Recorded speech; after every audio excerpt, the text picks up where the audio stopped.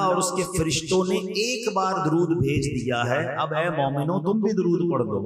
यहाँ अरबी का लफ्ज लाया गया युसल्लून, और युसल्लून का जो यूं समझिए कि अगर इसको स्ट्रक्चरली देखें अरबिक में तो इसके माना बनता है कंटिन्यू वर्ब, यानी मुसलसल काम होने वाला है।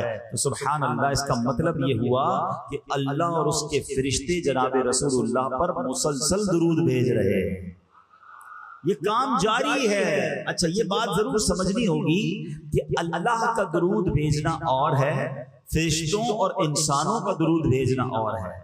अल्लाह का दरूद भेजना यह है कि अल्लाह अपनी रहमतें जनाब रसूलुल्लाह सल्लल्लाहु अलैहि वसल्लम पर नाजिल फरमाता है, और फरिश्ते जब दरूद भेजते हैं या मोमिन दरूद भेजते हैं मुसलमान, तो हम दुआ करते हैं कि या अल्लाह हमारे आका जनाब रसूलुल्लाह सल्लल्लाहु अलैहि वसल्लम पर अपनी रहमतों की बारिश नाजिल फरमा। अब बात ये समझनी है कि फरिश्ते कितने हैं जो रसूलुल्लाह सल्लल्लाहु अलैहि वसल्लम पर दरूद भेजते हैं। सबसे पहले तो ये समझना होगा कि फरिश्ते मासूम होते हैं, फरिश्ते गुनाह नहीं करते। अल्लाह अकबर, ऐसी मासूम जबानों से नबी पाक की बारगाह में दरूद पाक के तोहफे जा रहे हैं, मुसलसल जा रहे हैं। और कितने जा रहे हैं, कभी सोचा आपने? मुझे कहा गया मदीने शरीफ के बारे में भी कुछ जिक्र कर दीजिएगा, तो चलो मिलके मदीने चलते हैं। मदीना कैसा शहर है, कैसा मुबारक मकाम है, रोज़ा रसूल का मर्तबा समझिए। रिवायतों में आता है कि सुबह 70,000 फरिश्ते हाजिरी देते हैं, फिर शाम नबी पाक की बारगाह में 70,000 फरिश्ते हाजिरी देते हैं, और जो एक बार हाजिरी देता है उसे दोबारा हाजिरी का मौका नहीं मिलता। अल्लाह अकबर, ये कैसी बात है कि सिर्फ 12 घंटे की कमोबेश हाजिरी मिलती है।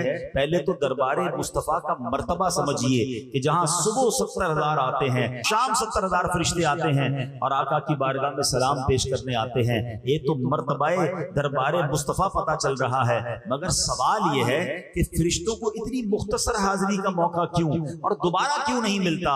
अल्लाह अकबर, बरेली के ताजदार इमाम इश्क मोहब्बत क्या खूबसूरत अंदाज में समझाते हैं कि ये मुअम्मा क्या है, ये मामला क्या है।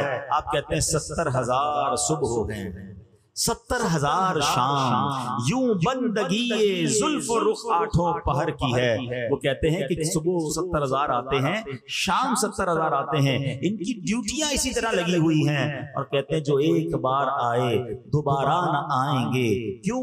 रुखसत ही बारगाह से बस इस कदर की है, इनके पास इजाजत ही इतनी है। मगर सवाल ये है कि ये इजाजत मुख्तसर क्यों है? तो सुभान अल्लाह, आला हज़रत कहते हैं ये बदलियां न हो तो करोड़ों की आस जाए। आला हज़रत कहते हैं अगर ये बदलियां ना हो, अगर ये ड्यूटियां चेंज ना हो, तो अल्लाह के फरिश्ते इतने हैं कि करोड़ों बाकी रह जाएंगे, और ये बारगाह मरहमते आम तर की है। अरे आका तो सबके आका है ना, मदीने जाने की तमन्ना तो सबके दिल में है। अगर फरिश्तों को ये बदलियां ना की जाए, ये ड्यूटियां चेंज ना की जाए, तो अल्लाह के फरिश्ते इतने हैं कि करोड़ों बाकी रह जाएंगे। और आखिर में सुभान अल्लाह, आला हज़रत कहते हैं गुलामों तुम पर सोचो कितनी मेहरबानी है, फरिश्ते तो मासूम हैं, उन्हें जिंदगी में एक बार हाजिरी मिलती है, और गुनाहगारों पर कैसा करम है। वो फरमाते हैं मासूम को तो उम्र में सिर्फ एक बार, मासूम को तो उम्र में सिर्फ एक बार आसी पड़े रहे तो सला उम्र भर की है। मदीना छोड़ के हम आते हैं, आका नहीं भेजते, हम पड़े रहे तो वहां से तो सला उम्र भर की है। खुद नबी ये बात फरमाते हैं कि तुम में से जिससे हो सके वो मदीने में मरे, कि जो मदीने में मरेगा मैं उसकी शफाअत करूंगा। वहां तो बुलाया जा रहा है। एक और जगह फरमाते मन ज़ारा क़ब्री वजबत लहू शफाअती, जिसने मेरे रोजे की जियारत की उस पर मेरी शफाअत वाजिब हो गई। अरे आका तो मदीने बुला रहे हैं, वो कहते आओ तो वापस ना जाना, मासूमों को तो उम्र में सिर्फ एक बार आसी पड़े रहे तो सला उम्र भर की है। एक और जगह आला हज़रत देखते हैं ना, बार न थे हबीब को पालते ही गरीब को। हम आका पर बोझ थोड़ी थे जो मदीना छोड़कर आते हैं। आला हज़रत उन्हें समझाते क्यों छोड़ा है मदीना, बार न थे हबीब को पालते ही गरीब को, रोए जो अब नसीब को चैन का हो गवाए क्यों। अरे मदीना छोड़कर आकर बस फिर आंसू ही रह जाते हैं, फिर यादें ही रह जाती हैं। तो बहरहाल मेरे प्यारे इस्लामी भाइयों, जिक्र मदीना के साथ साथ एक बड़ी खूबसूरत कैलकुलेशन भी पता चल गई है। एक दिन में कितने फरिश्ते हाजिरी देते हैं? 1,40,000। नबी पाक को दुनिया से पर्दा फरमाए हुए कितने साल हो गए? तकरीबन 1450 साल हो गए हैं। ठीक है, तकरीबन 1400-1450 साल। एक दिन में 1,40,000, 10 दिन में कितने हो गए? 14 लाख। ठीक है, एक महीने में कितने हो गए? है किसी का हिसाब? 42 लाख। ठीक है, एक महीने में 42 लाख फरिश्तों ने हाजिरी दी, और उन फरिश्तों ने हाजिरी दी जो दोबारा नहीं आएंगे। ठीक हो गया? एक साल में कितने हो जाएंगे?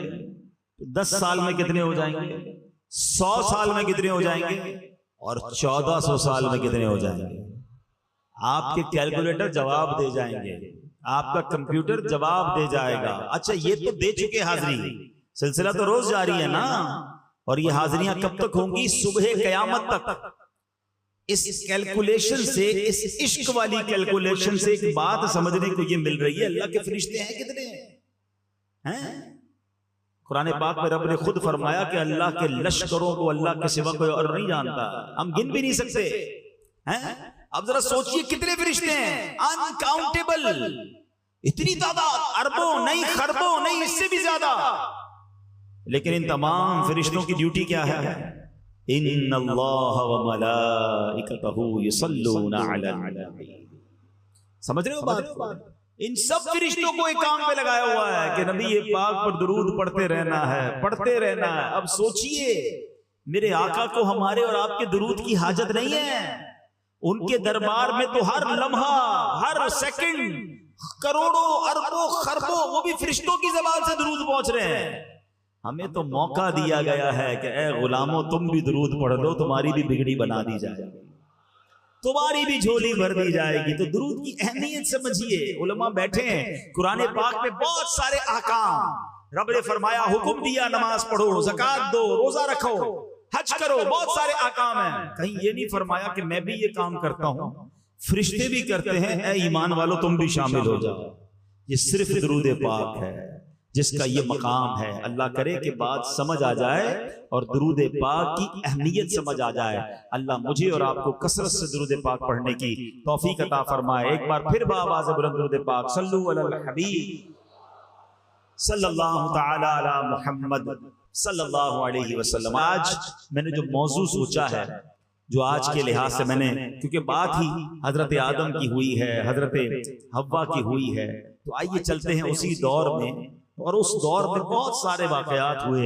हजरत आदम को जब सजदा करने का हुक्म दिया गया तो एक बदबख्त था जिसने सजदा नहीं किया। हालांकि वो पहले से बदबख्त नहीं था, फरिश्तों का उस्ताद भी था, जन्नत का खजांची भी था, हजारों साल इबादत भी की थी, मगर शैतान मरदूद ने सजदा नहीं किया।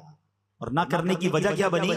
तो उसने क्या कहा कि ऐ अल्लाह, मैं आदम को क्यों सजदा करूं? अना खैरुम मिन, मैं इससे बेहतर हूं। खलक़तनी मिन नारिय्युन व खलक़तहू मिन तीन। अल्लाह तूने मुझे आग से बनाया है, इसको मिट्टी से बनाया है, मैं इससे बेहतर हूं। यानी तकब्बुर किया, प्राउड किया। तकब्बुर कहते ही इसको है कि बंदा अपने आप को किसी से बरतर समझे और किसी को अपने आप से माद अल्लाह कमतर या जलील समझे। उस मरदूद ने जब तकब्बुर किया, सजदा करने से इनकार किया, तो उसके बाद क्या हुआ? उसके चेहरे का नूर छीन लिया गया, उसे मरदूद करार दिया गया, और अल्लाह ने उसे जन्नत से भी निकाल दिया और अपनी दरबार से भी निकाल दिया। पता चला कि कायनात में जो सबसे पहले गुनाह हुए हैं ना, उसमें तकब्बुर भी है, उसमें हसद भी है। शैतान मरदूद को हसद भी बड़ा था, जब भी तो हजरत आदम को सजदा नहीं किया ना।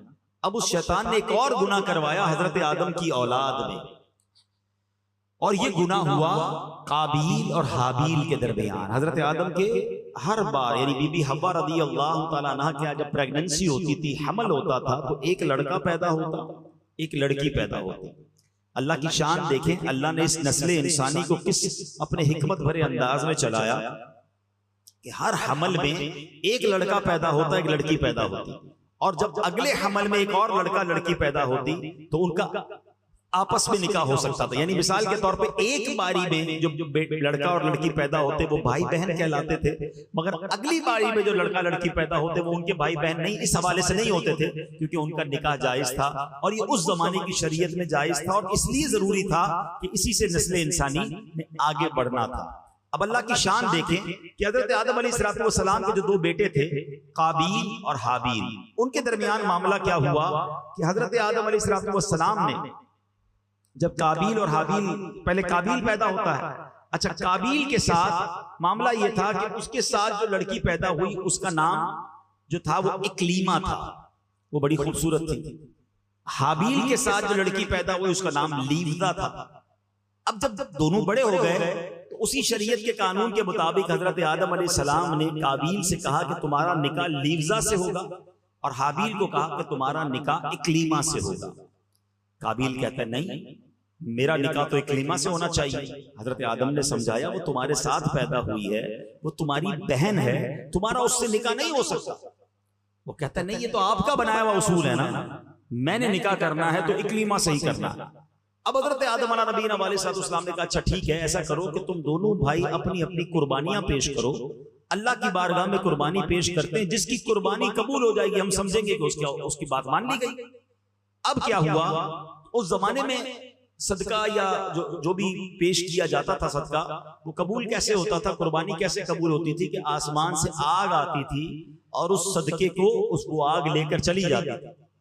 सरकार दो आलम अलैहिस्सलाम की उम्मत पर एक और मेहरबानी पता है क्या की है? बहुत सारी मेहरबानियों में एक मेहरबानी यह है कि हमारा सदका, हमारी कुर्बानी हम खुद भी इस्तेमाल करते हैं, हम आपस में गरीबों में बांट देते हैं। हमारी कुर्बानी को आग नहीं खाती, वरना पहले जो भी चीज पेश की जाती थी वो आग ले जाती थी।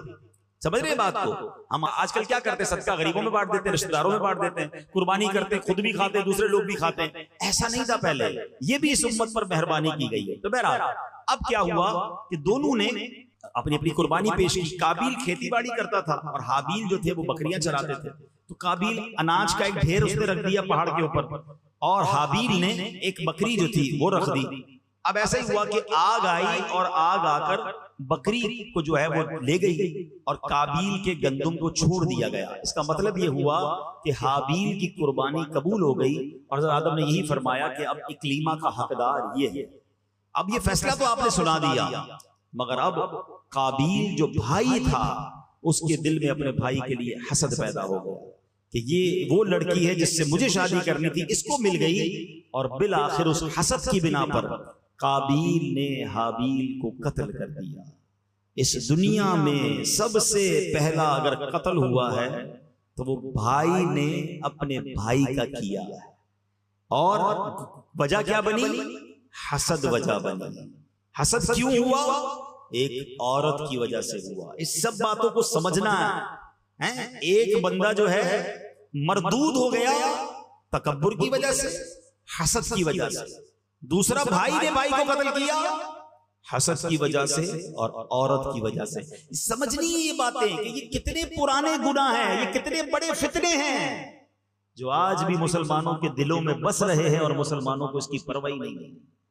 हदीस पाक का मजमून मिलता है कि जब तक दुनिया में कोई भी कत्ले नाहक किया जाएगा उसका गुनाह जो है कत्ल करने वाले को तो मिलेगा ही, काबील को भी मिलेगा, क्योंकि इसने ये तरीका इजाद किया।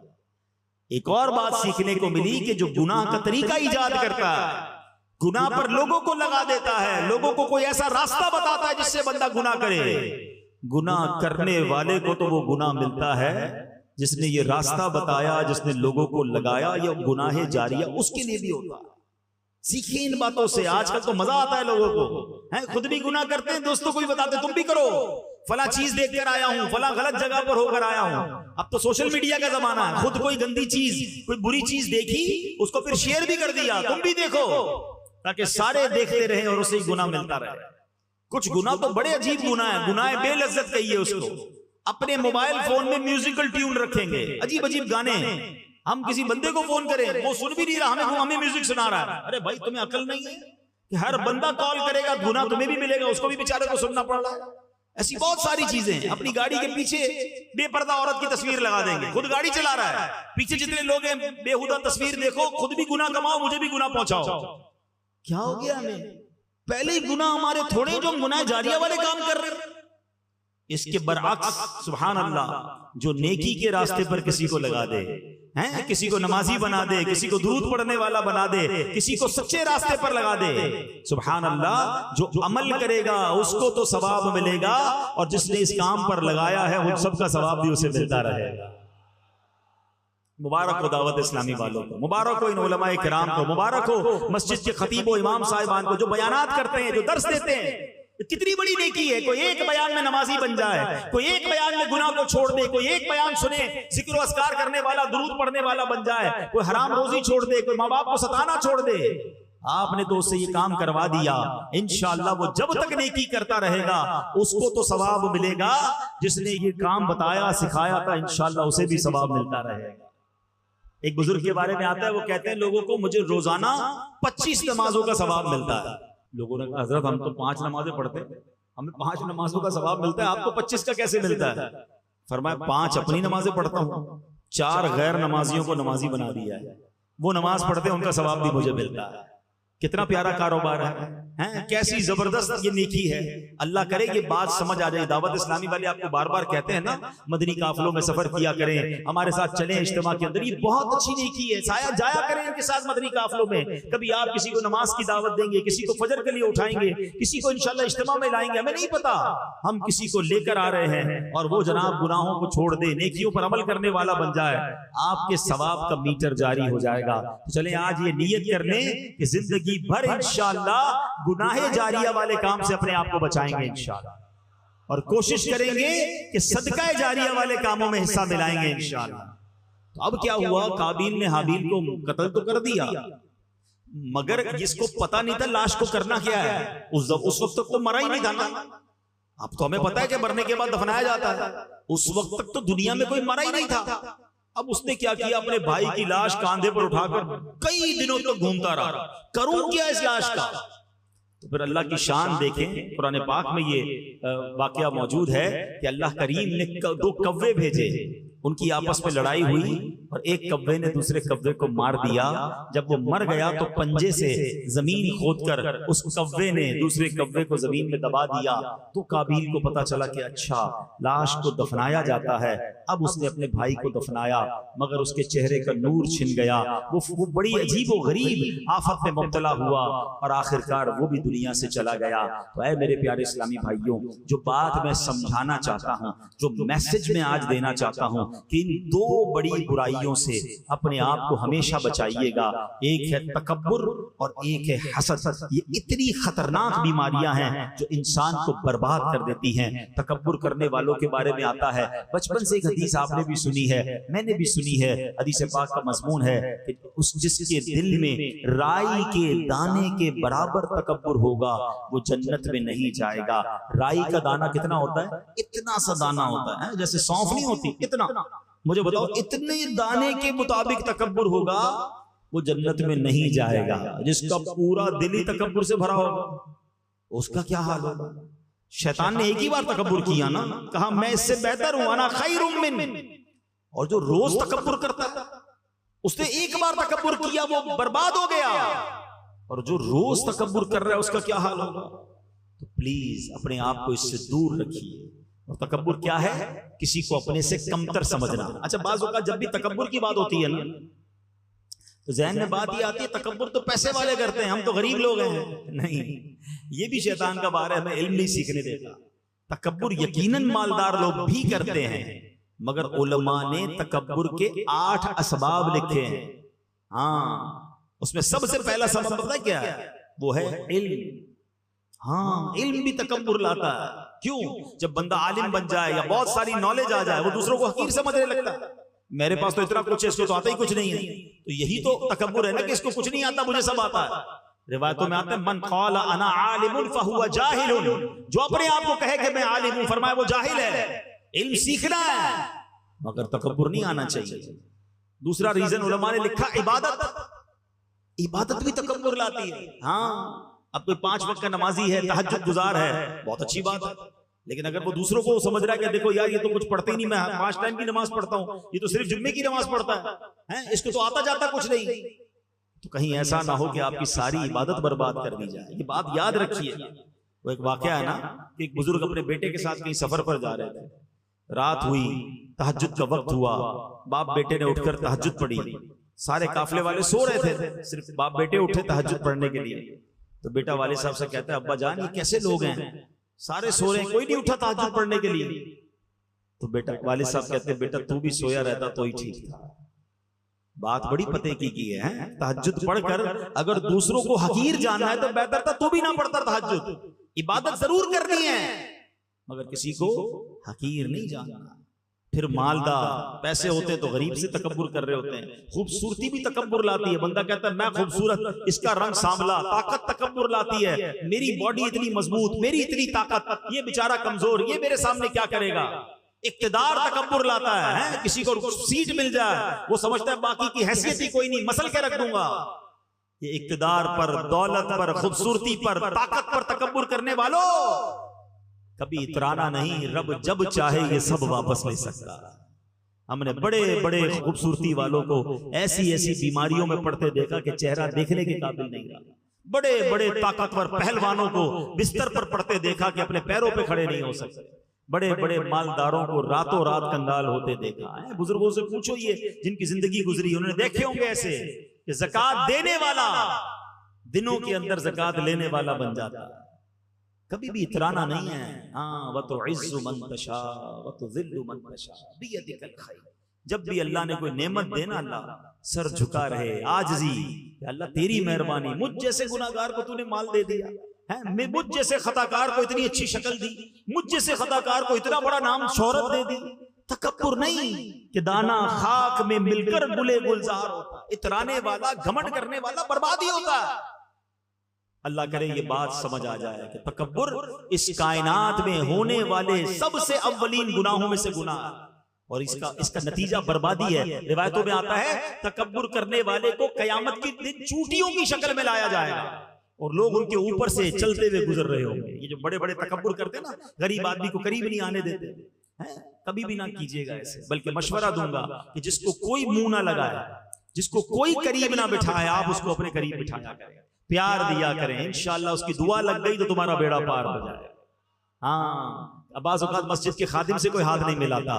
हमारे दफ्तर में कोई चौकीदार हो जो बेचारा सबका दरवाजा खोल रहा है, उसको कोई सलाम ही नहीं करता। रुक जाएं, पहले उसको सलाम करें। मस्जिद के खादिम को कभी सीने लगा लें।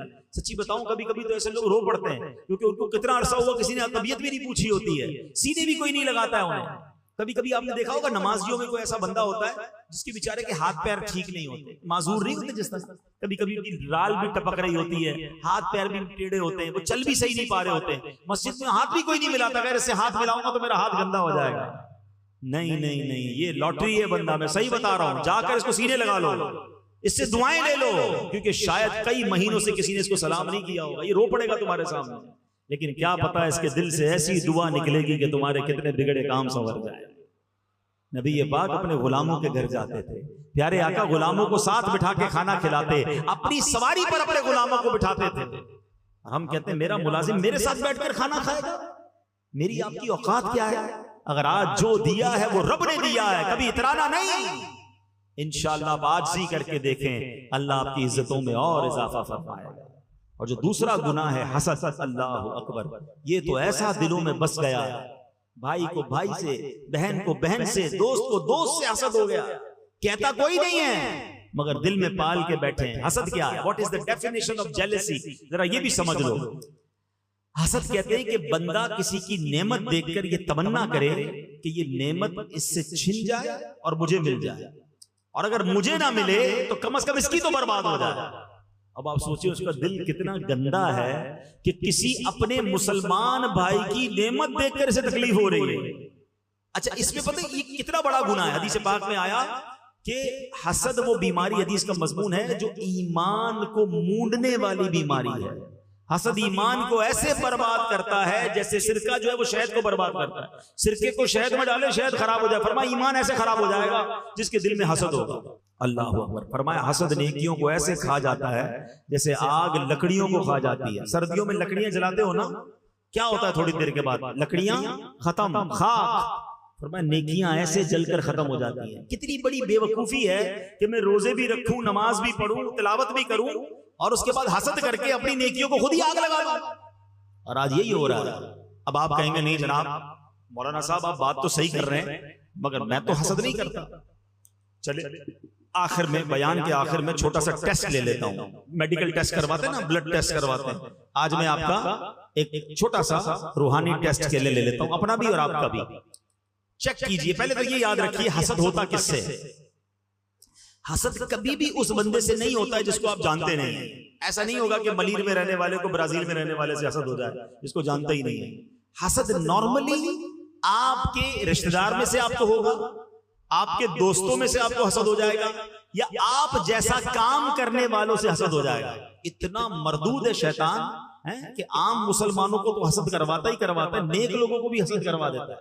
नाथुआ को नाथुआ से हसद करवा देगा अगर जिसके दिल में आ जाए। कारी साहब को कारी साहब से हसद हो जाएगा। अच्छा बयान करने वाले को दूसरे बयान करने वाले से हसद, क्योंकि ये क्यों आगे बढ़ रहा है, इसका नाम क्यों हो रहा है। ठीक है, तो अब पहले चेक कीजिए कि आपके दोस्तों में से, रिश्तेदारों में से, या आप जैसा काम करने वालों में कोई बंदा ऐसा है। ये पहला टेस्ट दे रहा हूं, पहला सवाल। कोई ऐसा है कि जब भी उसको कोई नेमत मिलती है आपको तकलीफ होती है? कोई आकर बताता है भाई पता चला उसने नया घर ले लिया, अच्छा एक और घर बना लिया, भाई उसने नई मोटरसाइकिल ली है, अच्छा उसके सामने बोलेंगे माशाल्लाह माशाल्लाह, अंदर तकलीफ हो रही है, अच्छा एक नई मोटरसाइकिल, नया मोबाइल ले लिया और तरक्की हो गई उसकी, उसकी नेमत बढ़ती है।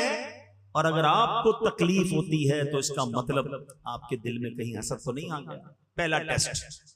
दूसरा टेस्ट, कोई ऐसा है दुनिया में कि जब भी उसकी तारीफ आपके सामने की जाए, यार वो आदमी बहुत अच्छा है, यार कमाल, यार कितना मशहूर हो गया, भाई उसकी आवाज बहुत अच्छी है, उसका कारोबार बहुत बढ़ गया, उसकी तारीफ होती है तो आपको दर्द होना शुरू हो जाता है। यार कोई और बात करो ना, उसका जिक्र क्यों कर रहे हो। हम उसका मौजू चेंज करवाने की कोशिश करते हैं क्योंकि उसकी तारीफ अच्छी नहीं लग रही। चेक कीजिए अपने दिल को कि मुसलमान की तारीफ आपको अच्छी क्यों नहीं लग रही है, इसका मतलब कुछ यहां गड़बड़ है। तीसरा टेस्ट, कोई ऐसा है कि जब उसका नुकसान होता है, वो बदनाम होता है, उसके बारे में कोई बुरी बात सामने आती है तो आपको मजा आने लगता है, ओहो यही तो मैं चाहता था, ये बर्बाद हो जाए। मिसाल के तौर पे कोई आकर बताता है यार पता चला उसके गोडाउन में आग लग गई, अच्छा सामने तो क्या कहेंगे, ओहो हो बहुत अफसोस हुआ, दिल में लड्डू फूट रहे हैं, मैं तो चाहता ही था बर्बाद हो जाए।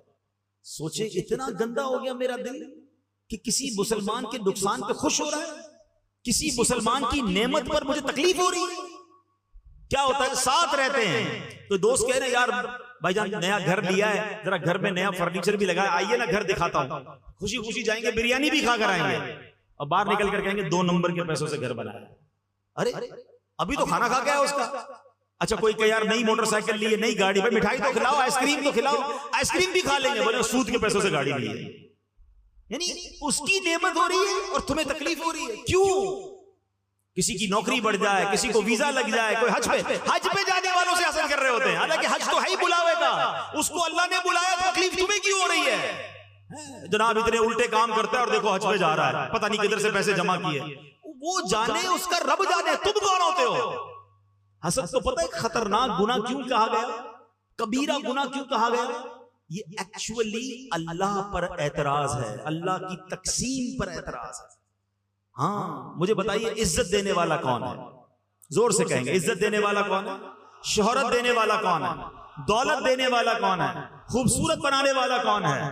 हैं? इज्जत देने वाला कौन है? जब देने वाला सब अल्लाह है तो तुम्हें क्या प्रॉब्लम है? अल्लाह दे रहा है ना उसको, इज्जत दे रहा है, शोहरत दे रहा है, दौलत दे रहा है, अल्लाह ने उसको हुस्न दिया, अल्लाह ने उसको आवाज दी है। तुम्हें प्रॉब्लम ये है कि अल्लाह ने उसको क्यों दिया, मुझे क्यों नहीं दिया?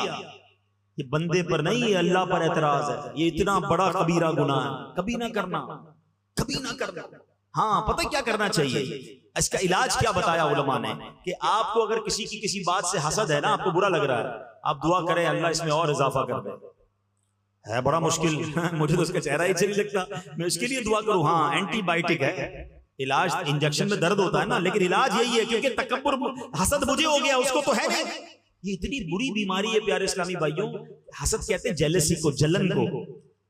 ये हसद दुनिया में भी बंदा जलता है और आखिरत में भी जलेगा। उसको नींद नहीं आती। हमें कई लोग मिलते हैं, पर्चियां आती हैं, हजरत दुआ कर दें, नींद नहीं आती। जिसको सुकून की नींद नहीं आती ना, मैं आज आपसे एक सवाल करता हूं, चेक कर लो किसी का हसद तो नहीं पाल लिया, किसी के बारे में बदगुमानी तो दिल में नहीं आ गई है। तुम्हारा दिमाग सोचता ही रहेगा उसके बारे में, वो तरक्की करता जाएगा, तुम्हारी नींद उड़ती जाएगी, तुम्हारी जलन बढ़ती जाएगी। क्यों कर रहे हो अपने आप को परेशान? अल्लाह दे रहा है उसे। किसी की तरक्की में मुझे क्या प्रॉब्लम है? मैं कुछ नहीं कर सकता किसी का। याद रखिएगा, सारी दुनिया मिलकर किसी को जलील करना चाहे, किसी की तबाही चाहे, अगर रब ने इज्जत लिखी है उसको इज्जत मिलकर रहनी है। कोई नहीं झुका सकेगा उसे। हमारी औकात क्या है? अल्लाह दे रहा है उसे। और सारी दुनिया मिलकर किसी को ऊंचा करना चाहे, अगर रब ने जिल्लत लिखी है तो उसको जिल्लत से कोई नहीं बचा सकता। व तो इज्जु मन तशा व तो जिल्लु मन तशा बियदिकल खैर। ये ईमान बना लो। हाँ, अब आप कहेंगे फिर हमें क्यों नहीं मिल रहा? अरे जिस रब ने उसको दिया है वो तुम्हें भी दे सकता है। अल्लाह से मांगो ना। हसद तो मैं जब करूं कि जब अल्लाह के खजानों में कमी हो। रब उसको दौलत दे सकता है, वो मुझे भी दे सकता है।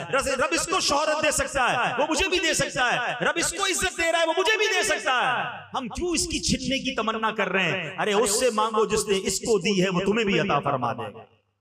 इसको एक आसान लफ्जों में बात अपनी खत्म करने लगा हूं, ताकि अल्लाह करे ये कॉन्सेप्ट समझ आ जाए और दिमाग से, दिल से ये हसद की बीमारी निकल जाए। मिसाल के तौर पर हमारे जुनैद भाई यहां मौजूद है, ठीक है?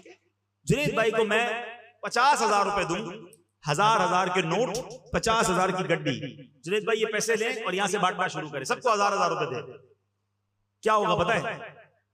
जैसे जुनैद भाई बांटने लगेंगे ना, थोड़ी देर के बाद यहां वाले बंदे उठेंगे और आगे बढ़ेंगे कि मैं जुनैद भाई से फौरन ले लूं, क्योंकि अब्दुल हबीब भाई ने कहा था 50,000 है और बंदा तो इधर कई 100 बैठे हुए हैं।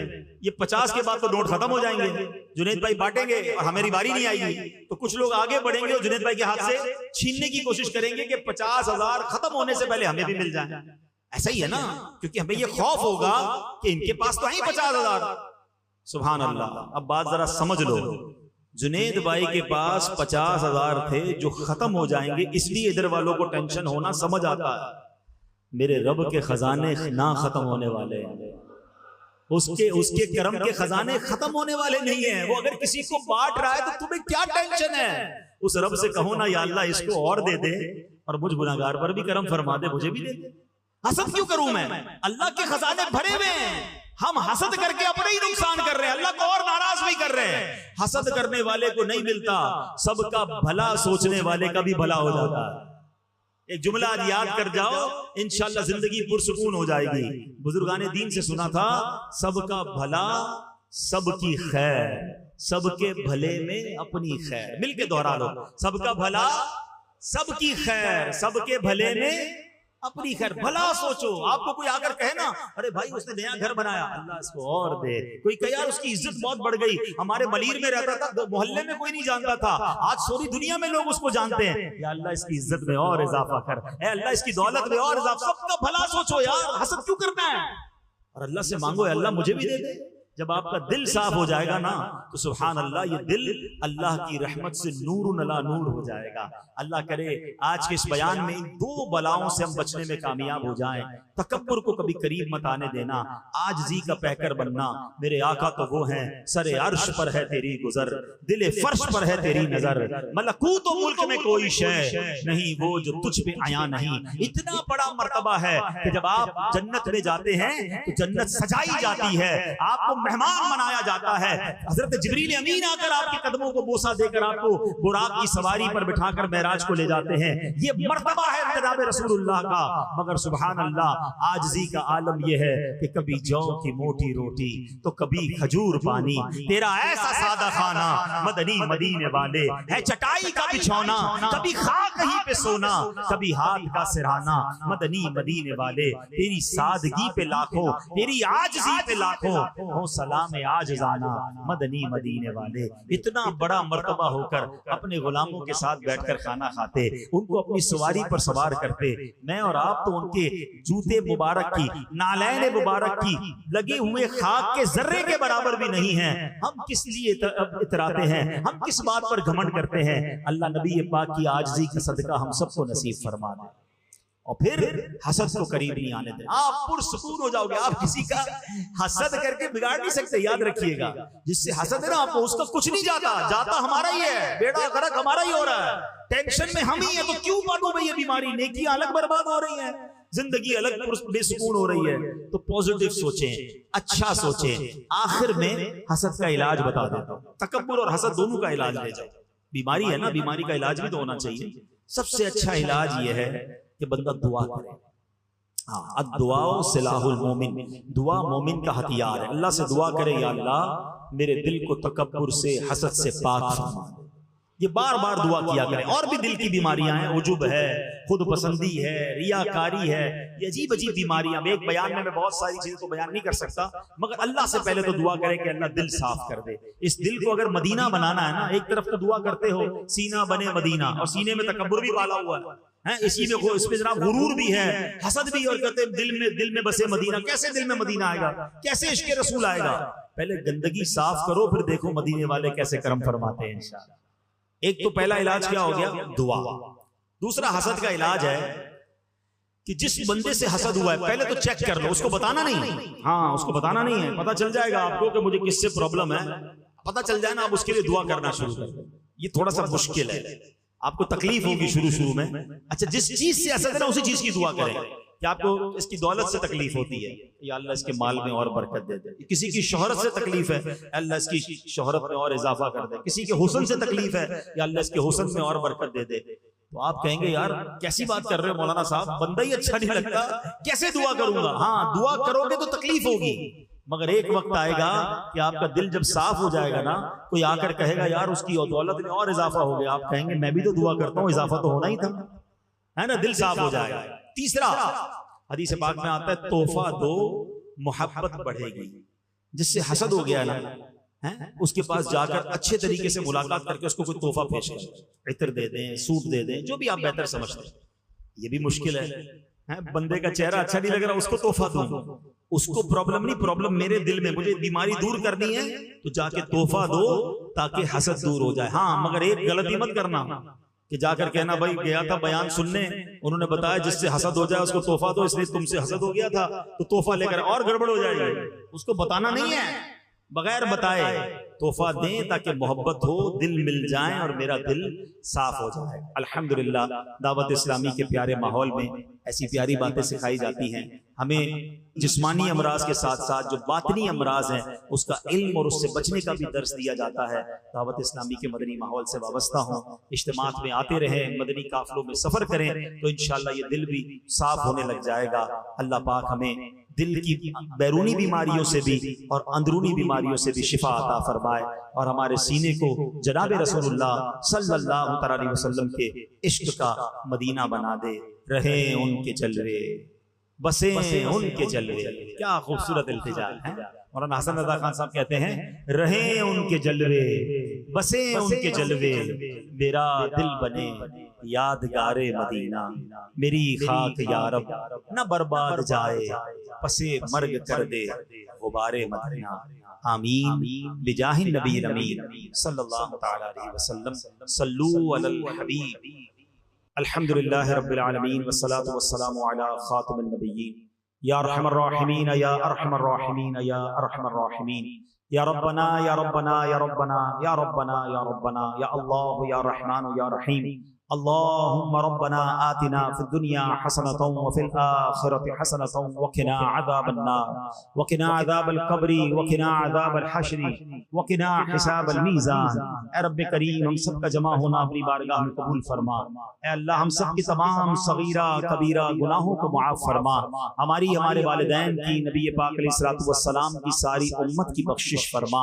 अल्लाह, हमारी जिंदगी में जो टूटे फूटे नेक अमाल हैं, नबी पाक सल्लल्लाहु अलैहि वसल्लम की बारगाह में हदियतन तोहफतन अकीदतन पेश करते हैं, कबूल फरमा। यारे आका के वसीला जलीला से तमाम अंबिया किराम, सहाबाए किराम, ताबईन, तबा ताबईन, औलियाए कामिलीन, बिलखुसूस शेख अब्दुल कादिर जिलानी रहमतुल्लाहि तआला अलैहि की बारगाह में पेश करते हैं, कबूल फरमा। तमाम मुस्लिमीन, तमाम मुस्लिमात, उनकी रूह को पेश करते हैं, कबूल फरमा। हम सब के वालिदैन में से कोई एक रिश्तेदार दुनिया से चले गए, अल्लाह उन सब की अरवाह को पेश करते हैं, कबूल फरमा। अल्लाह, तमाम सरकार अलैहिस्सलातु वस्सलाम की उम्मत को पेश करते हैं, कबूल फरमा। आज के इस इज्तिमा को हम सब की मगफिरत का जरिया बना। ऐ अल्लाह जो आज बयान सुना उसे याद रखने, अमल करने, दूसरों तक पहुँचाने की तौफीक अता फरमा। हमारे दिलों को हसद से पाक कर दे, तकब्बुर से पाक कर दे, रियाकारी से पाक कर दे, खुद पसंदी से पाक कर दे। ऐ अल्लाह हमारे सीनों को नबी पाक के इश्क का मदीना बना दे। ऐ अल्लाह जितने बीमार हैं उन्हें शिफा अता फरमा। कई लोगों ने पर्चियां दी हैं, पैगाम भिजवाए हैं। ऐ अल्लाह तू सबके नाम भी जानता है और काम भी जानता है। आज सबकी झोलियां भर दे। ऐ अल्लाह जो परेशान हाल हैं उनकी परेशानियां दूर फरमा। बे औलादों को नेक और सालेह औलाद अता फरमा। जो कर्जों में डूबे हैं अल्लाह उनके कर्जे उतर जाएं।